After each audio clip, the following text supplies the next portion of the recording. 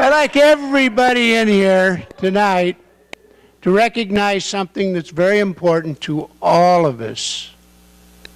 Everybody that has a wallet in their pocket, in their purse, would you think about it? I'll lay mine out here. I want you to think about this as I talk tonight. I've given talks around the country for years and years, and I'll back up just a minute to let you know why. I opened a coin shop in downtown Reading on California Street when it was just, I'm not allowed to call them bums, they're called indigents, according to the Reading City Council, because they informed me of that one night. It's unfortunate that we have people like that we can't take care of them ourselves instead of the federal government. But what we're living with in this country, we lived with then. We lived with that when I was a little boy in Sawyer's Bar. If anybody here has ever been on the Salmon River, you know where the Sawyer's Bar is. I was born in Wairika in 1934. My dad thought he was a gold miner. He gave up a job with the federal government because Franklin Roosevelt said anybody that has a government job that don't need it and can make it on his own, get that, make it on your own, don't live off the government. If you have a job like this, give it up and give it to somebody else. So my dad did, and we moved to Sawyer's Bar. Well, it was awful hard living off of gold when gold was $18 an ounce. So I've been in gold ever since I was born.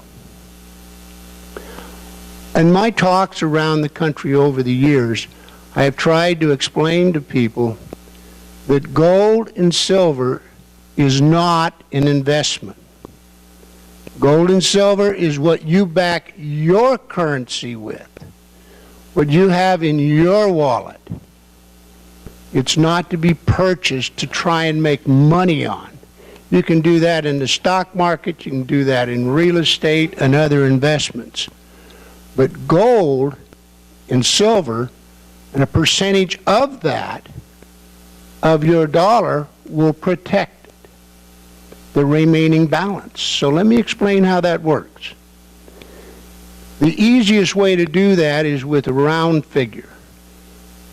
If you had $100,000 and you put 20% of your capital into gold and silver, that has always, since 1968, protected the other 80% of your capital. Let me give you an example.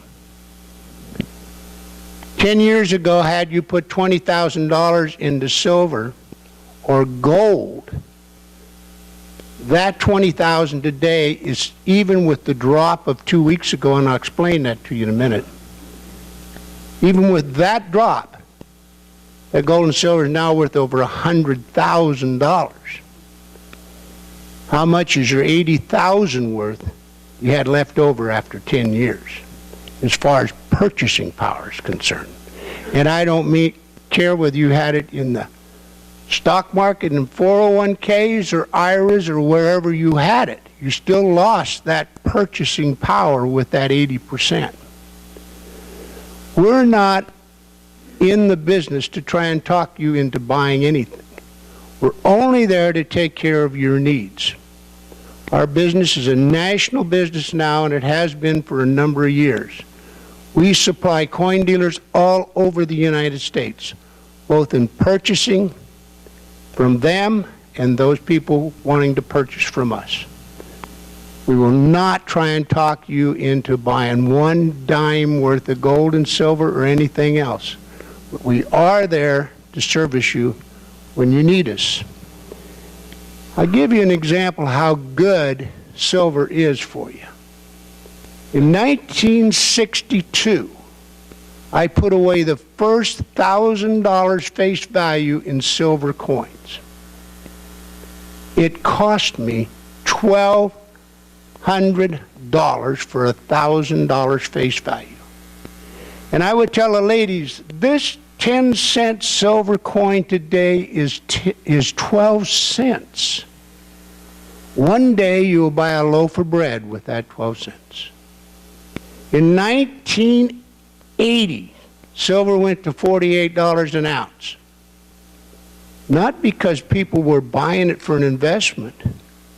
It was because the dollar was dropping to where we had 13.5% inflation, 21% prime rate at the bank, and over 14% of the people in California out of work.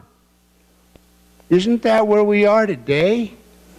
The only difference is they take out of the equation today what is inflation.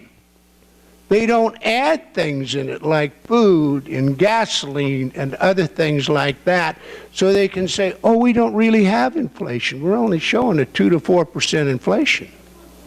I beg to differ with you. When a loaf of bread costs at least $3 if it's worth having, but you know that 12-cent silver dime will pay for that $3 loaf of bread? So I think you're getting the point. It's security is what it is. That's all we have when we put the silver and gold away, to protect ourselves down the road. Now I'm going to tell you why this wallet's laying here. This wallet's laying here for a very good reason. I'm going to tell you how we got where we are today, and we people can get us out of it if we stand by what you've started here and what started around the United States. We got here because of something called the seniors raped the juniors. Your parents, your grandparents, I don't care what age you are, created the debt you have today at the federal government. We constantly talk about 13.3 trillion or 14.3 trillion like it's a dollar bill. But that's not the debt. The debt exceeds $83 trillion.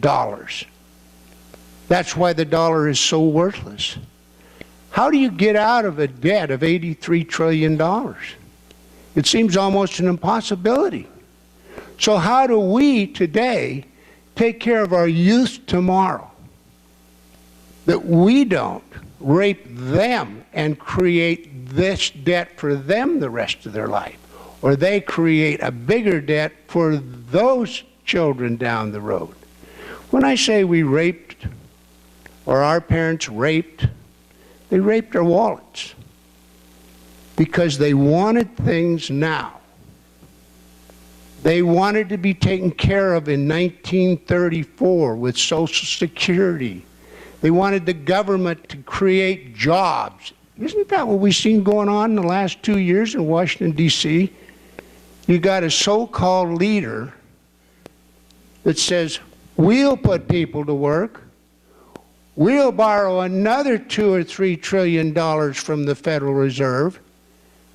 Guess what? We got a whole bunch more government jobs. Now we don't have as many people on unemployment. I heard a fallacy today that just about galled me. I've been an employer since I was 18 years old, and I'm 77 years old now. And I heard Ray Roberts is a good friend of mine, and I'm not cutting him down. But God bless him, he did not understand what he said. He made the comment today, well, after all, those people paid into their unemployment. They deserve to draw more unemployment. That's the biggest lie that ever lived. I never collected one dime of unemployment out of an employee's paycheck. I've always paid for the unemployment.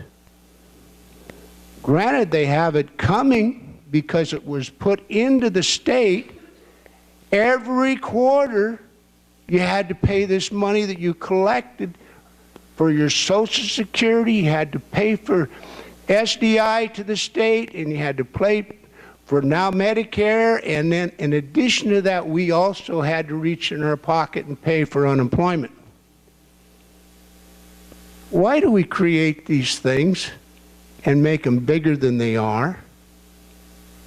It's simply because they want to have the power in Washington, D.C. We give those people back there so much power that we turn around and pass it on to our youth. Through their wallets, they'll never, ever get out of debt. And the only way we're going to continue to change that was started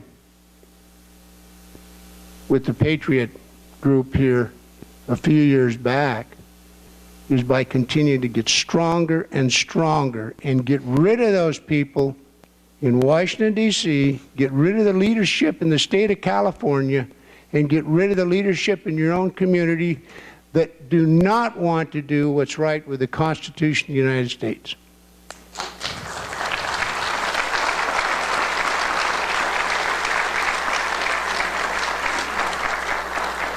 And I don't mean to run anybody down by saying that we've raped the children. That's not what my goal is. My goal is to convince us that we need to work harder so our youth don't have to live with it. I've got a 15-year-old grandson, and I look what debt he's going to have to pay the rest of his life. He'll never be able to do the things we did. Just look at the parks and the places that we used to go, that they've shut the roads down because it's federal lockup land. Look at the parks and recreation in the state of California that you all voted for. Money so we would have places for our kids to go and enjoy. Guess what? You go there now and there's signs up, state property, keep off. Well, it's not just the federal. It's right here in our backyard. And we have to do something about it. And we have to get very serious about it for as much time as we have left to do something. How many people in this audience believe that the Hunt brothers caused the drop in silver in 1980? Can I see a raise of hands? No, it was not them. It was a security exchange. Silver was $48 an ounce. I believe it was January 11th, January 11th, 1980, around 10 o'clock in the morning. And it fell to $44 because the security exchange says there will not be any more trading in the future markets for 30 days. They'd already made a deal with the Hunt brothers that they would bail them out on it. That had nothing to do with the people that was getting into the silver. It was just that they changed the rules. 2 weeks ago, when silver had risen to approximately $50 an ounce, they changed the rules. It was something like 85 cents per ounce you had to put up for a contract, and they raised it about 6 times that, just overnight. Guess what? Took out a lot of e-traders. You're not out there trading now. Now it takes about $24,000 for each contract. That's why the price dropped. But that's the very reason why I tell people do not invest in silver and gold. It's security. If you only put a percentage of capital in silver and gold to protect the remaining amount, you cannot lose. You can't lose for this reason. If you came in the store and you said, I want to buy some silver and gold, you know what I'd tell you?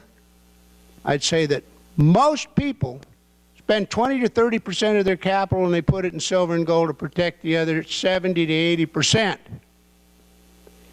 Most people, when they go home, will pray that that goes down in value. Why? Let me give you an example. 2 weeks ago, the U.S. dollar was 72 cents. As of Friday, it was 79 cents. That meant your purchasing power went up. So when silver and gold drops, your dollar purchasing power goes up. In 1980, when the silver went down, because of what happened and because we had the greatest president of my life get in the president's seat, Ronald Reagan, he made deals with countries around the United States, including Venezuela, but we didn't have the same leadership then that we have now, to get cheap oil. And when we got cheap oil, what happened was the value of the dollar went up. You seniors could get 12 to 14% interest on your money. Not 1 or 0.5%, not even worth putting it in there. Not even worth walking to the bank to put your money in the savings now. You don't get anything on it. Well, those times changed when Bush Sr. got in, and then came Clinton, and then came Bush Jr., and the dollar kept dropping and dropping and dropping because our oil situation's out of whack again. And we have a president today that doesn't care. All once in a while, because he's getting close to political time again, he comes out the other day and he says, wow, we need to drill for some oil. Well, I'll tell you another little secret that most people don't understand. The dollar follows the value of the oil. Gold follows oil. If oil goes up, gold goes up. If gold goes up, silver goes up. Because that's the only thing to protect you for your dollar over here you have left.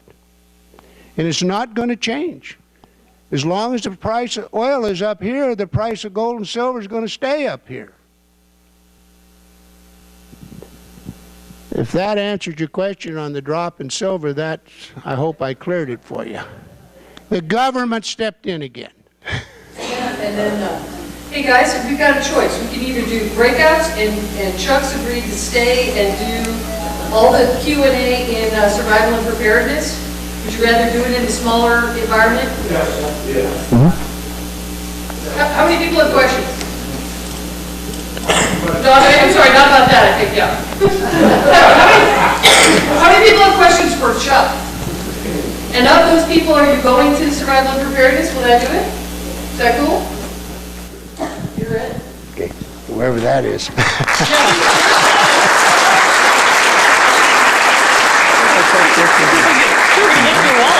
That was a neat trick. We're like, hey, he left his wallet. Thank you. That was cool.